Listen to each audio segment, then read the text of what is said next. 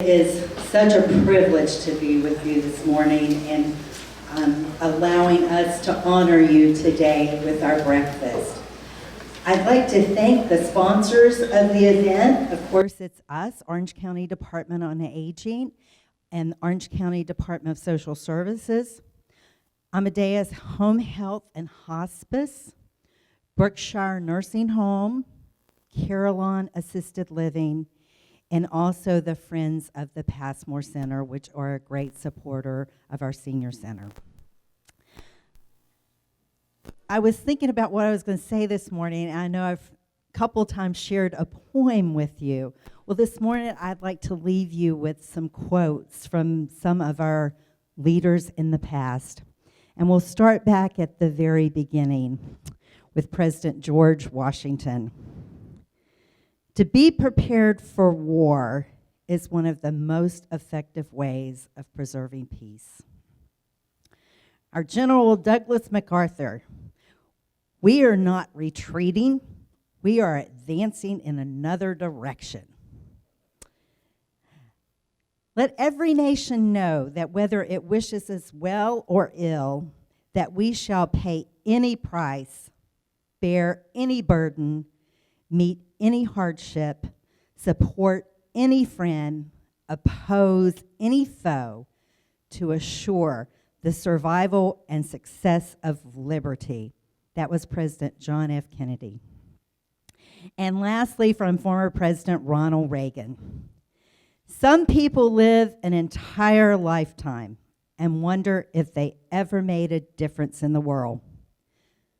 But the Marines don't have that problem. So with that said, it's an honor to be with you this morning, and again for allowing us to serve you breakfast. And we know we have a busy morning, and then I hope many of you will be following us down to the southern part of the county for our Veterans Memorial land dedication. So I am going to turn this over this morning to the chair of our county commissioners, Chairman Earl McKee.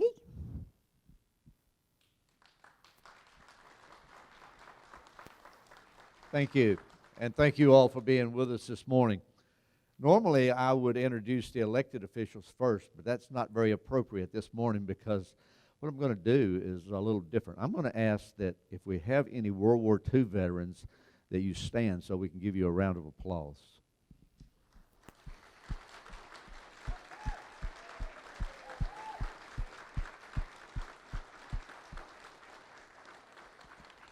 And do we have anyone from the Korean War or the Vietnam War? That's a little closer in.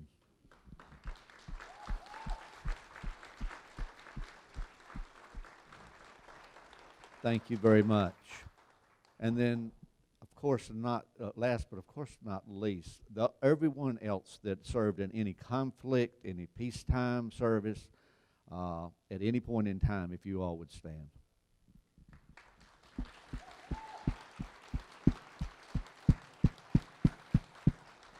Thank you very much. Regardless of where you served, regardless of how you served, regardless of your rank, you and your families made great sacrifices for the rest of us, and we very much appreciate it. We will be forever in your debt for what you have done and what you continue to do. Your actions and your service secured the freedom and have preserved the freedom that the rest of us, all of us, enjoy. And that has gone on for 200 plus years. And don't think for a moment that we are not aware of that. So with that, I thank you. I express the county's appreciation and gratitude of our county residents for now and forever. And now I'll introduce a couple of elected folk that are with us. Commissioner Barry Jacobs. We've got two of our town mayors, Mayor Tom Stevens and Mayor Lydia LaVale from Carrboro. And then we've got a town council person, Mr. Michael Parker from the Chapel Hill Town Board. We probably will have some other elected officials coming in, and I know we're going to have some elected folk that will be at the dedication at 11 o'clock at the site in the Southern Human Services Center. So on the behalf of Orange County, thank you all very much. And I will now turn it over to Captain Ron Long. Thank you, sir.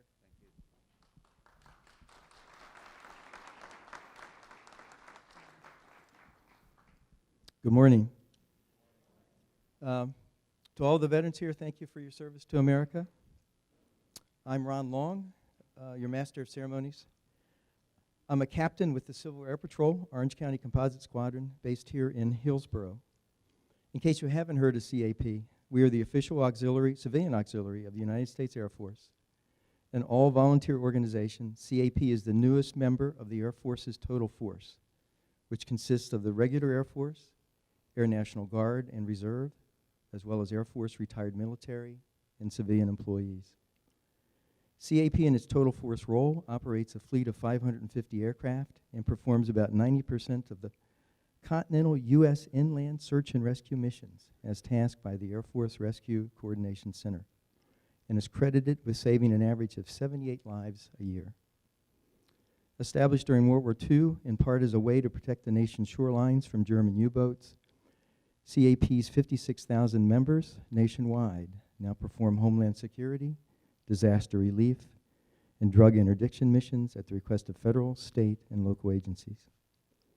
As an example, in response to Hurricane Matthew flooding, North Carolina wing of Civil Air Patrol air crews flew more than 200 sorties, providing over 6,000 high-resolution georeferenced images to emergency management officials. Its members additionally play a leading role in aerospace education and also serve as mentors in leadership, fitness, and character development to more than 24,000 young people currently participating in the CAP cadet program. You'll see a lot of these cadets here. They're in Air Force Blues, helping out this morning. I'm going to embarrass one of them, well, perhaps embarrass. He's leading the color guard.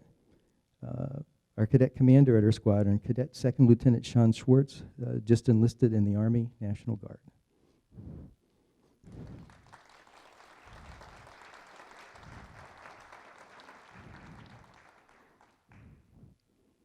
So we're going to start our program. Please stand as you are able for the posting of the colors, which will be immediately followed by the national anthem and the Pledge of Allegiance.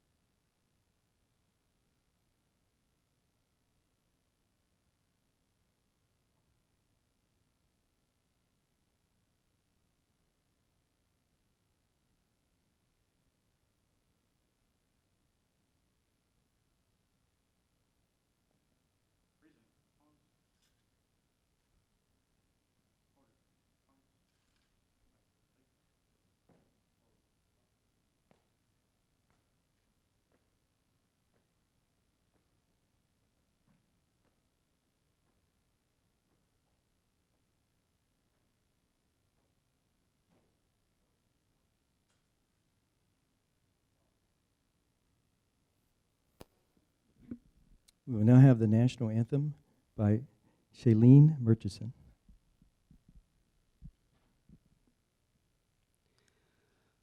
Oh, say, can you see by the dawn's early light what so proudly we hailed at the twilight's last gleaming? whose broad stripes and bright stars through the perilous fight o'er the ramparts we watched were so gallantly streaming, and the rockets' red glare, the bombs bursting in air, gave proof through the night that our flag was still there. Oh, say does that star-spangled banner yet wave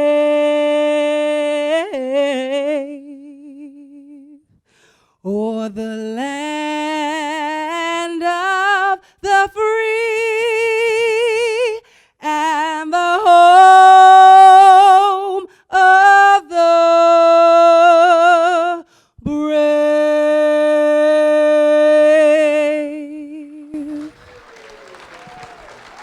Super job. Thank you.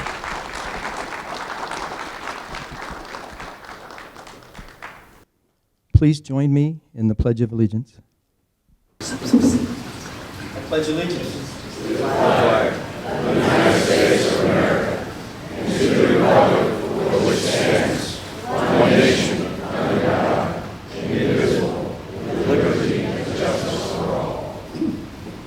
The symbolism of the MIA POW table here by the stage will now be explained by Cadet Second Lieutenant Taylor Balog from the Orange County Composite Squadron.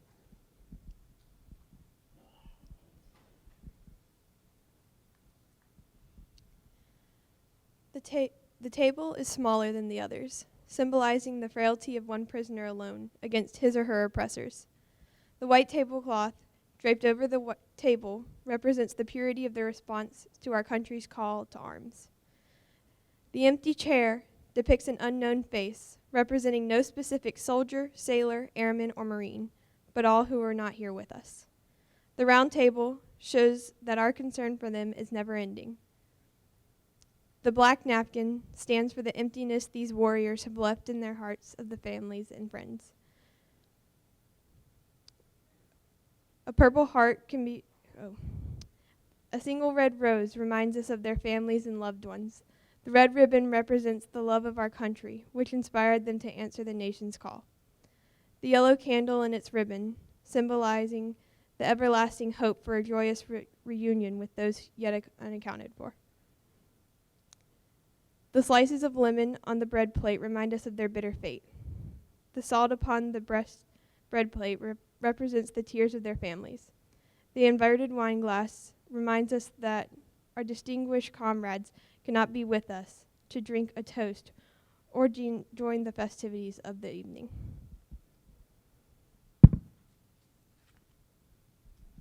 All right, thank you.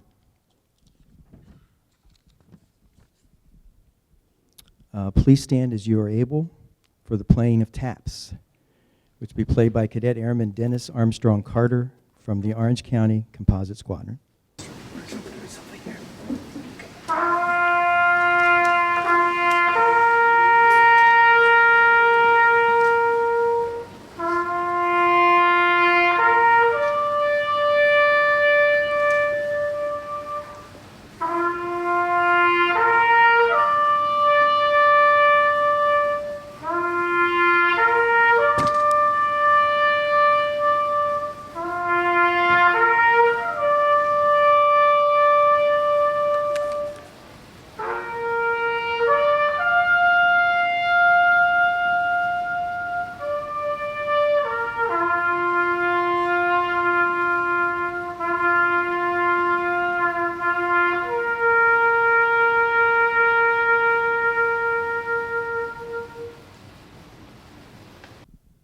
Please be seated.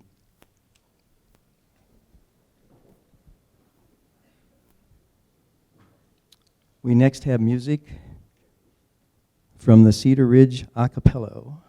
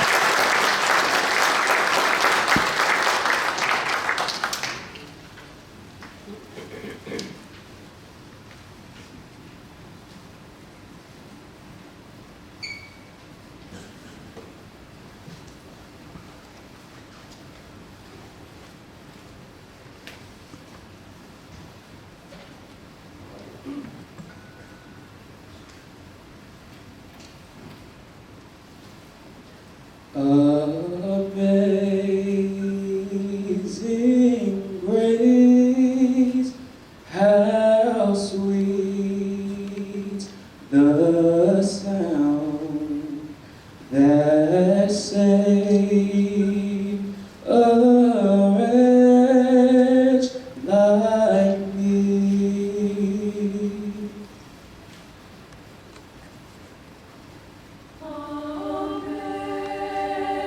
Amazing grace, how sweet the sound that saved a wretch like me. I was lost, but now I'm found.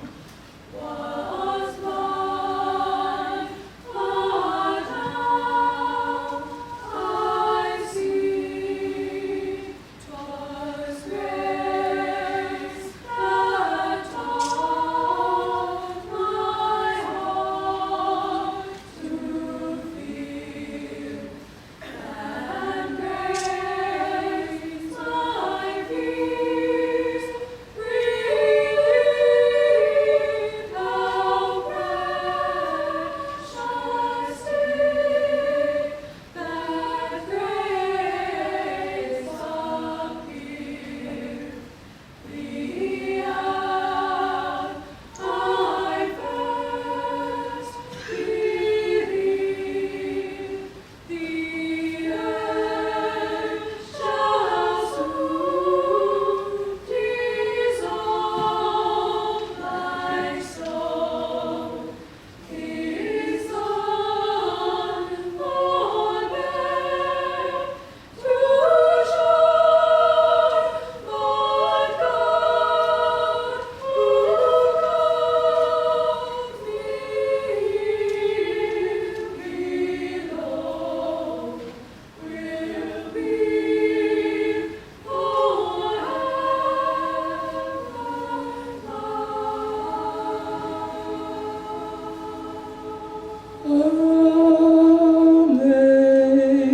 Amazing grace.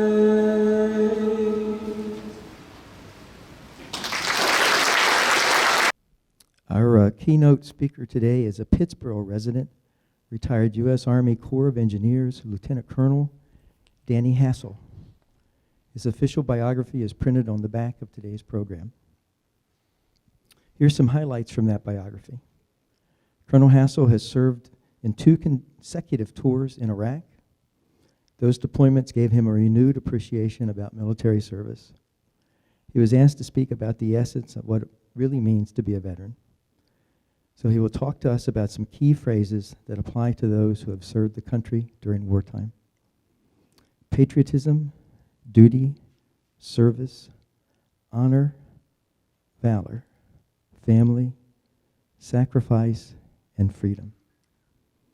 He also has the heart and spirit of an architect and landscape designer. Colonel Hassel has been challenged to use his specialized design skills for facility improvements around the world. He's had foreign duty assignments in Germany, Italy, Paraguay, Panama, Moldova, Kuwait, and Iraq. Colonel Hassel has a direct connection with the Orange County Veterans Memorial. In January of this year, David Swanson, a landscape architect from Carborough, asked him to collaborate in the creation of this memorial. The concept design has been approved. We'll dedicate the site this morning and hope to quickly raise funds and begin construction. Colonel Hassel has told us that the memorial is intended to be a place of quiet dignity. It will have an inclusive character, honoring all veterans in equal measure. It will be a place of spirituality and an inspiring place of honor, rich with meaning. Ladies and gentlemen, Colonel Hassel.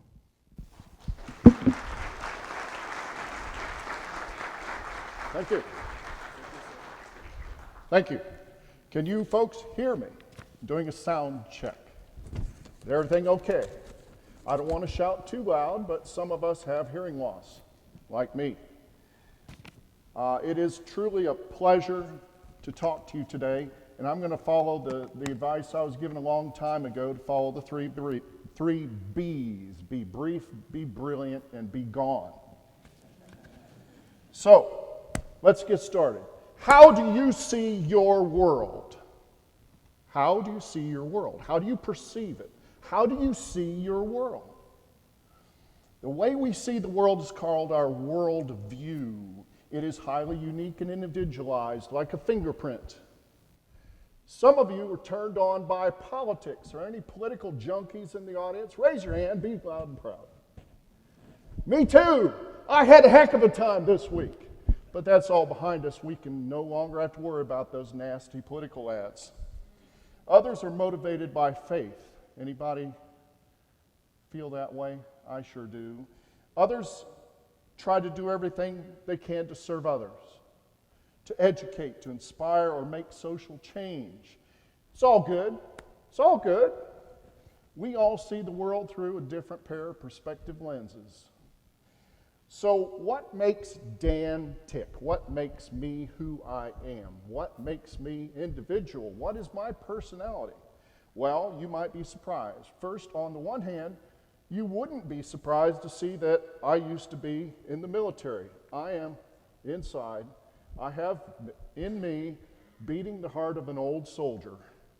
I'm not as old as some of you gentlemen, but I'm a graybeard and I'm proud of it. I've been there, done that. I know what it means to be a veteran. You might be surprised to find out that I have an artistic side, one that isn't so motivated by orders and regulations and predictability and being to the formation on time and yes sir, no sir, and all that stuff. I like the unknown, the intangible, abstract concepts like beauty. Landscape architecture and architecture are in my worldview. I love the arts. So how do you reconcile that? How do you have a guy that on one hand is very orderly and likes things done a certain way, with this guy over here that likes to be very artistic and creative? Well, I was lucky. I joined the U.S. Army, became commissioned as an officer in the Corps of Engineers, and I was able to be a military engineer, which allowed me to be both very rigid and very formal and very military-like and yet creative. I use my left and my right side of the brain. So let's talk about certain absolutes, what we call universal truths. Now, I talked to you about worldview and how that is very individual. There are certain things that we just know, we accept, they're given, no question about it. One of the words that I think is an absolute truth that we all understand without even thinking about it is what it means to be a veteran. Now, when I hear that term, 8 special words come to mind every time. Every time. I think you'd agree with these. They are patriotism, duty, service, honor, valor, family, sacrifice, freedom. I will use these words over and over this morning in my presentation, and I hope you won't get tired of me repeating myself because they are important and they bear repetition. In January of this year, David Swanson, who is a pal, a good buddy, my mentor, my inspiration in the world of landscape architecture, called me up on the phone and said, Dan, would you like to help me design the Orange County Veterans Memorial? And I said, you betcha, sign me up. I was proud when he called me. It was a surprise. Here's a guy 30 years my senior in terms of experience, calling me, a young guy just starting out in landscape architecture who will open a practice next year. And he said, would you like to help me out as my partner? I said, you bet. It was an absolute honor. Now, we finished that design. We presented the concept. It was approved. We haven't broken ground yet, but this morning we're going to dedicate the site. And I hope you will all be there because I'm very proud of this project and I want to see it happen. The thing I'm most proud of, the thing that is most special to me, my biggest contribution is that I put those 8 special words metaphorically and literally into the memorial. You'll see what I'm talking about. Let's look at those first 2 words, patriotism and duty. You may think they sound alike. They may kind of blur together in meaning, but they really are just a little bit subtly different. Think about this. Why did you serve? Why did you serve? Were you drafted? Did Uncle Sam send you a letter and say, you will serve in this army? Or did you raise your hand and volunteer? Did you do it out of an inner sense of burning need that I must serve my country? Or did you do it because somebody made you do it? I'll bet you there are a lot of people out there that would say both those things are true. They called me up, I showed up, I served, and I'm proud of it. That's okay. That's okay. Your active mobilization message, your active duty mobilization message probably really had you have a special moment where you went, oh boy, it sure did for me. Here's what mine said in October 2004. You are ordered to active duty for a period of duty not to exceed 545 days for Operation Iraqi Freedom. And if that's not sobering enough, check this out. Here's where things get real. It said, bring copies of your family care plan, will, powers of attorney, and other documents necessary, ... Does it sink in? Do you get it? I know there are unsaid consequences of all that, but we can all kind of fill in the lines, can't we? Let's move on. The next 2 words, service and honor. The nature of being in military service can be as unique as DNA. We all did our part in different ways, and that's good. No matter what you did, veterans provide a valuable service, and you betcha it was appreciated. I walked through the airport on my way back from leave to go back to Iraq, and I went into a Starbucks, and I went up to the counter to get my latte, and the gentleman said, you don't have to pay for that drink. It was already paid for you by this young lady over there. And I looked over to my right, and there was a lady that was crying, that was sobbing. Now, I don't know what motivated her exactly to buy my drink, but I appreciated that. There are a lot of people that will come up to me to this day and say, Dan, thank you for your service. Your family appreciates you. Your country appreciates you. There's no question about it. And if you did so with distinction and bearing, you did so with honor. Service and honor, those two words go together like peas and carrots. In my experience, I've never met a veteran that didn't serve with honor. That's just the way it is. It's an expectation, right? We expect that of each other. We're going to do our job, we're going to do it right, and we're going to be proud of it afterwards. Next word has a singular meaning. By singular, I mean it stands all by itself. There's a certain subset of those people served with honor. They also served with great valor. You know who I'm talking about. You're talking about the guy who jumped on the grenade. You're talking about the mariner that died on his submarine when there was no hope left. You're talking about the jet fighter that carried his plane out to sea to crash, knowing that he could not make it back to base, but he got away from a population center. You're talking about the Marine that stormed the beaches of Normandy and climbed the cliffs. You're talking about people that probably had no hope of survival. Some of them made it back and really surprised. That's valor. That's valor. And those people need our real special respect. The funny thing is this. We don't know who the hero is going to be. It might be the cook, the line cook, who all of a sudden has to man the machine gun when the enemy's broken through the wire. And you never expected it from this 18-year-old kid who never said two words to you during basic training. But he jumped on that machine gun and he fought those guys off for a solid 2 hours until help came. Another word that stands alone, that's family. Now I want you to hear this real carefully. Pay attention. Who kept everything going when you were gone? Who cried every night, sick with worry? Who absolutely knew you were their greatest hero, even though maybe you really weren't a hero? Who waited desperately for any scrap of news? Who was so afraid of hearing the news that they couldn't turn it on because they were just sure they're going to hear that absolute terrible news they could not take?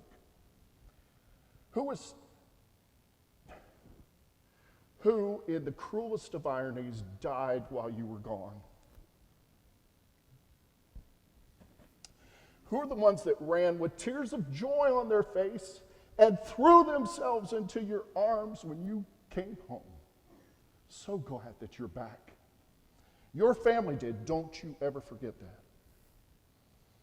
Here are the last two words, and they go together, again, like peas and carrots: sacrifice and freedom. You can't say one without the other, because just as there is a subset of those that served with honor, those were the brave, the valiant, those that served with valor. Well, of that, there's another certain subset, the people who died, gave everything they ever had, everything they will ever get in service of their country. As it has been said, all gave some, but some gave all. Let's not forget that. Now, I spent a good time talking about what it means to be a veteran. I think those are universal truths. We can all get behind those, right? Let me tell you how all that translates into something tangible, something meaningful on the memorial. The Veterans Memorial is not a reality, not yet, but we hope that it will be built soon. It is intended to be hallowed ground. David and I see this as a place of quiet dignity. It will have an inclusive character, honoring all veterans in equal measure. It will be a place of spirituality and an inspiring place of honor rich with meaning. You may be surprised, but this memorial basically designed itself, as impossible as that sounds. If you're in the design world like me, every now and then something will just come to you as if it was preordained, as if God sent it to you This site was special, just waiting for us to be used in some kind of a tribute. First of all, as you approach the memorial site this morning, when you get out of your car and you walk up to it, you're going to see a break in the woods, a doorway, if you will, a absolutely inviting place to come in and experience the memorial. We call that the vestibule. Symbolically, that is the first and the last doorway you pass through when you're mobilized. It is a place of coming and going. It is a place of mobilization and demobilization, heartbreaking separation from our families, and the place for jubilant return to normal life afterwards. Every veteran has experienced that, right?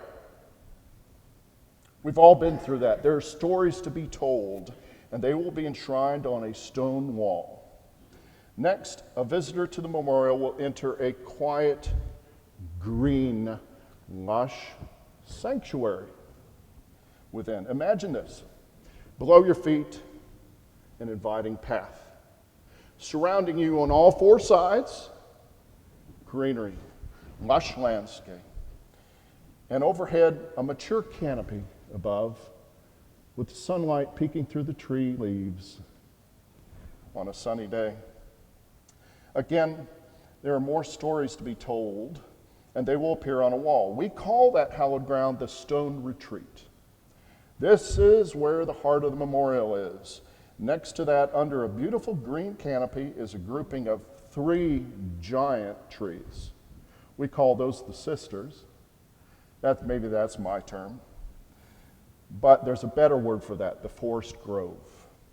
More stories to be told, some that may bring you to tears, I promise you. And then you'll walk into an open meadow, the field of remembrance.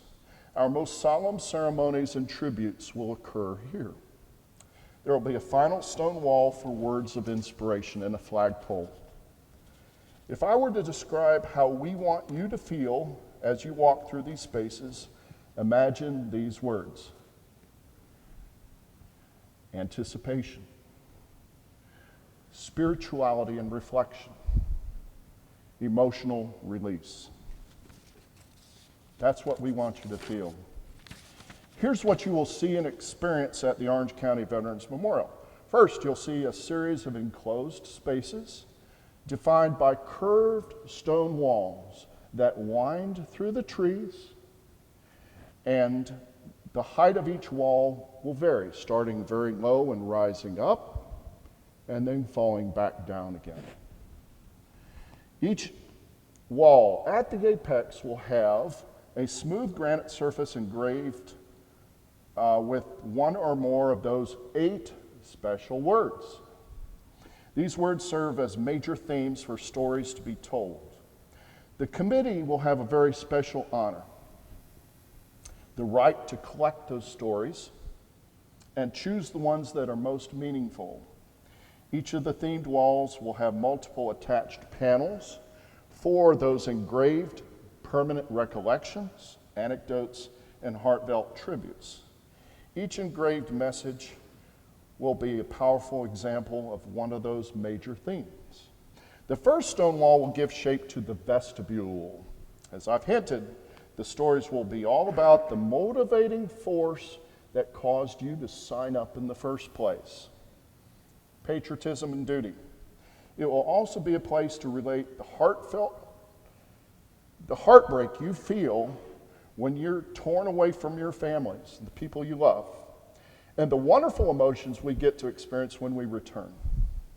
The second enclosure, the Stone Retreat, will be devoted to the themes of service and honor, with special emphasis on the heroes that fought with exceptional valor. Again, more stories will be engraved on those walls. The Forest Grove will have a wall especially devoted to the family. Our loved ones are the people who were always there for us no matter what. These stories may be the most emotional tributes in the entire memorial. I think they will be for me. The field of remembrance is our final salute to those who sacrificed their lives at the altar of freedom.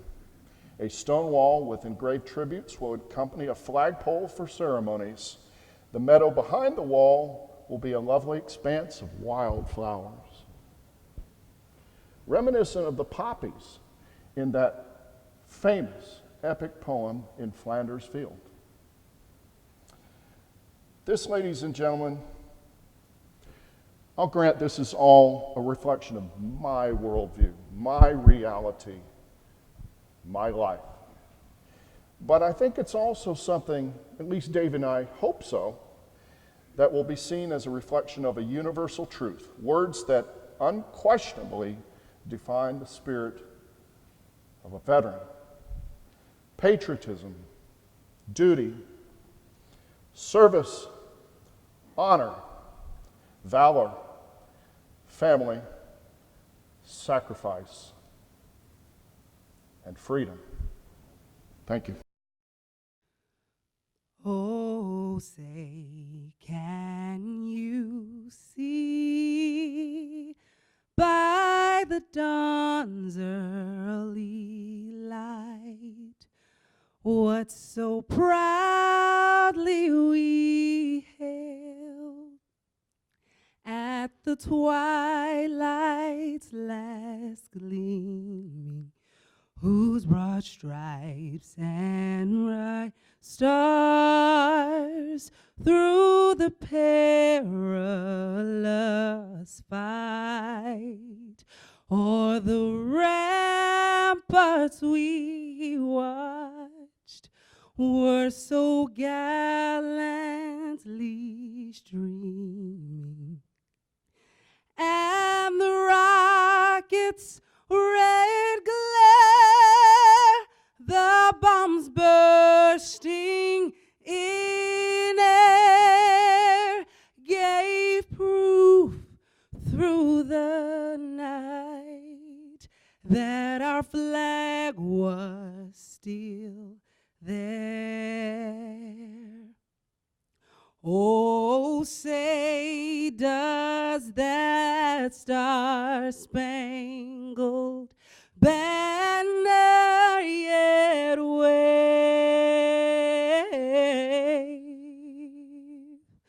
o'er the land